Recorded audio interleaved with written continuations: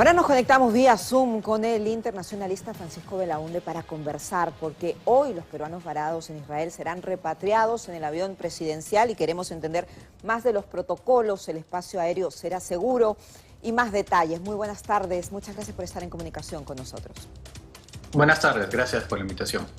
Francisco, queremos entender y conocer sus impresiones respecto a esta acción del gobierno peruano, para muchos un poco tardía, de rescatar a los peruanos varados en territorio israelí. Sí, pues además porque la verdad que el viaje aparece como que es un viaje que un poco ligerito, ¿no? En términos de agenda y todo lo demás. Dicen, oye, en un momento tan dramático, pues merecía de parte de la presidencia, merecía una reacción más rápida, ¿no? Y finalmente ha actuado bajo presión, por las críticas, ¿no? Entonces, efectivamente, sí, pues es un poco, llama la atención, ¿no? Llama la atención y se puede entender efectivamente que mucha gente esté molesta porque estamos viendo que otros países han reaccionado inmediatamente, ¿no? Que han enviado aviones para, digamos, evacuar a sus conciudadanos, ¿no? Francisco, y en otros temas, esta acción del gobierno israelí de lanzar panfletos a la zona de Gaza diciendo que evacúen los civiles de manera urgente, una evacuación de cerca de 1 millón de civiles que es casi imposible porque todas las salidas están bloqueadas. ¿Cuál es su percepción respecto a este tipo de diligencias, de amenazas, no sé cómo usted lo podría catalogar, por parte del gobierno israelí? Claro, ese es el problema, ¿no? Sin duda Israel tiene derecho a reaccionar ante un crimen espantoso cometido por Hamás. El problema está, y como ya incluso se lo ha dicho Estados Unidos, que por supuesto apoya 100% a Israel, pero le ha dicho que intenta, que busque en todo caso frenar un poco su ímpetu, si se quiere, de venganza en el fondo, porque en el fondo, claro, es una respuesta lógica, pero probablemente quiere ir más allá, porque al final quienes van a pagar los platos rotos van a ser los civiles, ¿no? Y eso de decir a 1 millón de personas que evacúen toda una zona realmente es, como decía Farid Cajat en el reportaje que ustedes pusieron, es un castigo colectivo, ¿no?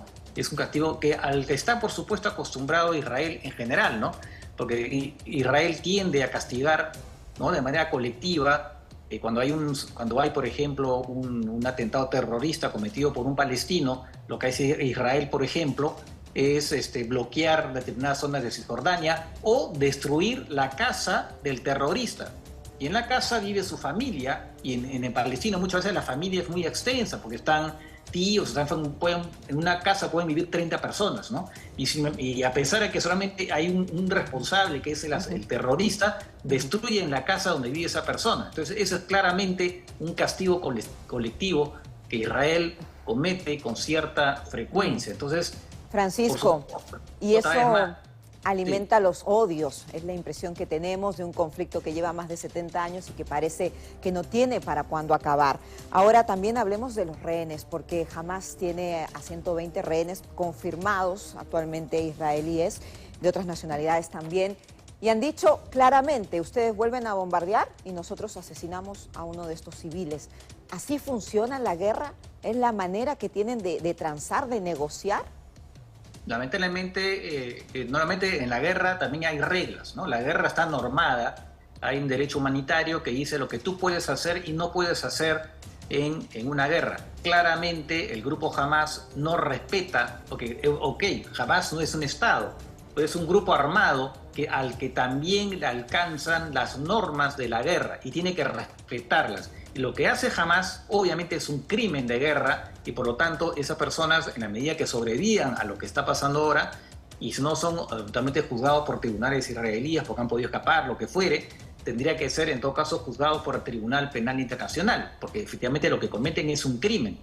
Pero claro, por otro lado está también lo que Israel está ya llevando a cabo, porque han muerto efectivamente una gran cantidad de civiles de Gaza, aun cuando es verdad que Israel suele, no sé si lo está haciendo siempre, pero suele avisar a la gente que vive en un edificio que lo evacúe antes que sea bombardeado. Claro, pero si están bloqueados todos los ingresos a la zona de la Franja de Gaza, te aviso, pero no puedes salir, entonces es una contradicción.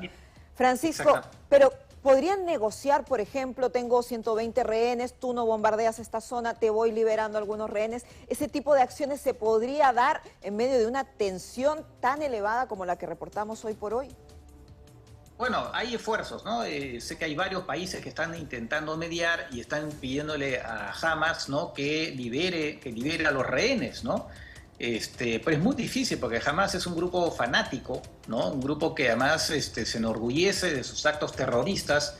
Va a ser muy difícil. Y el tema es, una vez que hayan liberado a los rehenes, el tema es Israel qué va a hacer, porque igual los va a atacar. Entonces, claro, para ellos es una manera también de seguridad, ¿no? Si liberan a los rehenes, piensan ellos que no van a tener, digamos, se les va a ir parte de lo que ellos consideran una especie de escudos humanos, porque finalmente están convirtiendo a los rehenes en escudos humanos contra la ofensiva de Israel.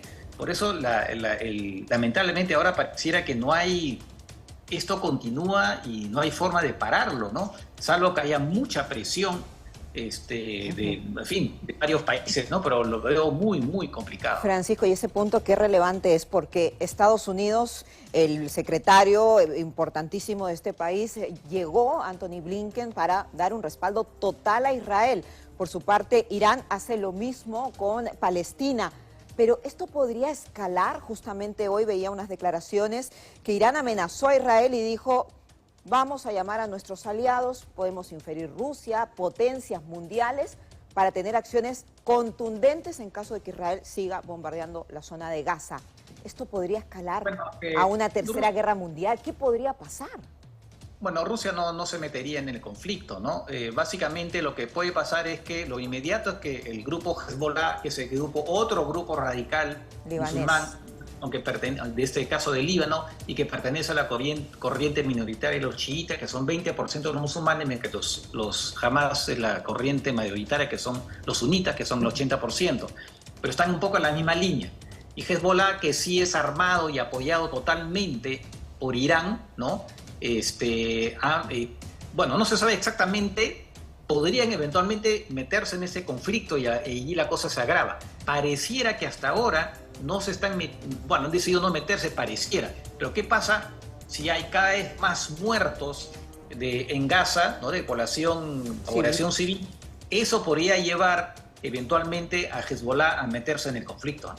Claro, porque el secretario general de Estados Unidos dijo: es confirmado, jamás ha asesinado a niños. Era una información que muchos decían puede ser una fake news, que está circulando en redes sociales, pero lo confirmó el secretario general de Estados Unidos cuando llegó a Israel y habla de la realidad y de la crudeza de este conflicto, Francisco. Ahora también, qué importante es que alguien pueda mediar en este conflicto, pero ¿quién podría tener un rol y una capacidad de negociación bajo una situación tan problemática? ¿El Papa Francisco, tal vez? ¿Alguna autoridad eclesiástica? ¿Quién podría hacerlo? No creo que el Papa Francisco en este caso pueda hacer mucho, ¿no? Porque además los contendientes no son cristianos, ¿no? Son musulmanes por un lado y judíos por el otro. Entonces lo veo muy difícil que él puede invocar, como de hecho lo está haciendo, todo lo demás. No, yo creo que es básicamente los países que son cercanos a los contendientes, ¿no? Los occidentales por un lado, y después por el otro lado, pues los países árabes, ¿no? Que también podrían intervenir. Yo sé, por ejemplo, que ahora han habido conversaciones se ha dicho, ¿no? que ha habido conversaciones entre el gobernante de Arabia Saudita y el presidente de Irán, ¿no? Para también justamente tratar de evitar que la cosa escale en particular, porque esa es la gran preocupación ahora, ¿no? Que la cosa puede escalar. Entonces, varios países se están moviendo, Qatar también por su lado, Egipto por el otro, porque más Egipto puede ser muy afectado si la población de Gaza masivamente intenta cruzar la frontera, porque hay una frontera entre Egipto y Gaza. Entonces también Egipto está muy, pero muy preocupado, y todos los países vecinos. Entonces hay varios países que se están moviendo, Turquía también, por cierto, tratando de mediar y de encontrar algún tipo de solución. Pero otra vez, muy difícil. Francisco, ¿qué puede ocurrir con Gaza? Porque vemos las imágenes y está prácticamente destruido.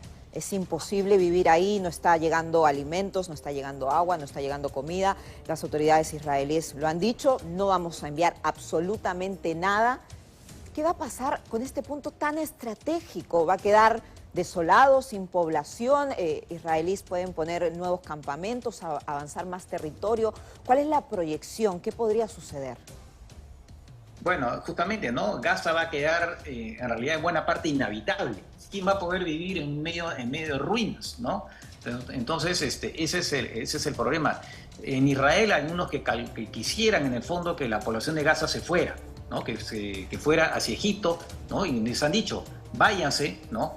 En el fondo eso es lo que quisieran muchos en Israel. Pero eso va a ser muy complicado porque Egipto no quiere tener a tanta gente. Son 2.300.000 habitantes. O sea, Egipto no quiere pues, recibir a tanta gente. Obviamente, como por muchos países en respecto de los refugiados. Entonces, efectivamente, Gaza se va a volver inhabitable y eso va a alimentar aún más el odio, porque ese es el problema. Hay un tema de odio acá entre ambos bandos y eso va a alimentar el odio también entre los musulmanes en general contra los judíos, y van a haber ataques contra judíos, ¿no? Eso ya han advertido, ¿no? Han advertido incluso rabinos a nivel de varios países que pueden haber ataques. Claro. Y ellos también van a sufrir los ataques por ese enfrentamiento. Francisco, pareciera que este conflicto no va a llegar a un final en el corto plazo, y esa es la preocupación, porque esto finalmente va a afectar a todo el mundo de una u otra manera, y es triste tener que ver cómo está quedando Gaza totalmente destrozada y sobre todo las pérdidas de vidas humanas. Le quiero agradecer.